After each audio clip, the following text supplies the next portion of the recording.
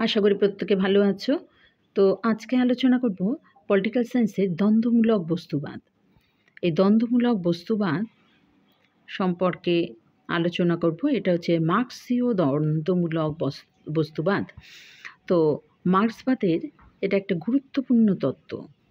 তাই মার্ক্সীয় মতে দ্বন্দ্বমূলক বস্তুবাদ শুধু একটা তত্ত্ব নয়, এটা হচ্ছে এক বিশ্ববিখ্যাত ওয়ার্ল্ড ভিউ। বস্তু জগৎকে দেখা এবং তার বিশ্লেষণের পদ্ধতি হলো দ্বন্দ্বমূলক, আর এই সম্পর্কে তত্ত্বটাই হচ্ছে বস্তুবাদী। তাই এই দুটো মিলে হলো দ্বন্দ্বমূলক বস্তুবাদ। এটা আসলে মার্ক্সবাদের বস্তুবাদী দর্শন।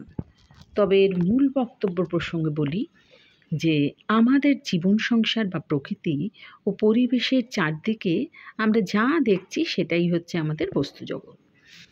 এটা কোনো স্বপ্ন বা কল্পনা বা অলৌকিক শক্তির দ্বারা সৃষ্ট নয়। এই বস্তু জগতের নিজস্ব একটা অস্তিত্ব আছে, যা মানুষের ইচ্ছা অনিচ্ছার উপর কখনোই নির্ভর করে না।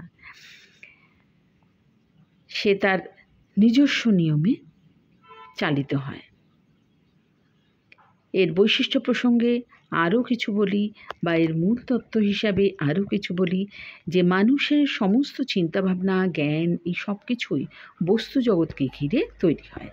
মানব চৈতন্যের উৎস হলো জগৎ, তাই মানুষের চেতনা বাস্তব জীবনের দ্বারাই পরিচালিত হয়। আর প্রত্যেকটা বস্তুই কিন্তু গতিশীল। তাই এই গতিশীলতা পারস্পরিক ঘাত প্রতিঘাতে কিন্তু বৃদ্ধি পায়, আর তখনই পরিমাণগত পরিবর্তন থেকে গুণগত পরিবর্তনটা ঘটে থাকে। এবার মূল সূত্র হিসেবে বলি যে দ্বন্দ্বমূলক বস্তুবাদ একটা আদর্শবাদ বা ভাববাদ বিরোধী বস্তুবাদী দর্শন।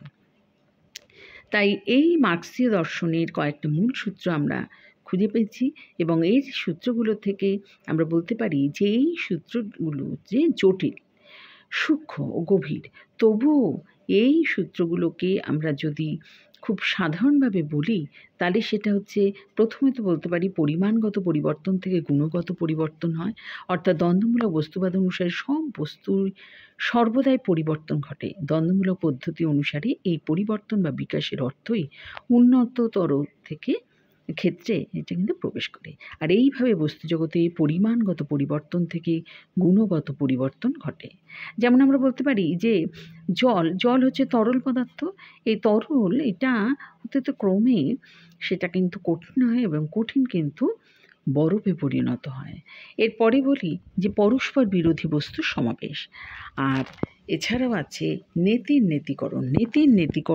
এটা হচ্ছে দ্বন্দ্বমূলক বস্তুবাদের সূত্র অনুসারে পুরাতন সরাতে না পারলে নতুনের কিন্তু আবির্ভাব কখনোই সম্ভব না। আবার নতুন যখন পুরাতন হয়ে যাবে তখন তাকেও সরাতে হবে আরও উন্নত নতুনের জন্য।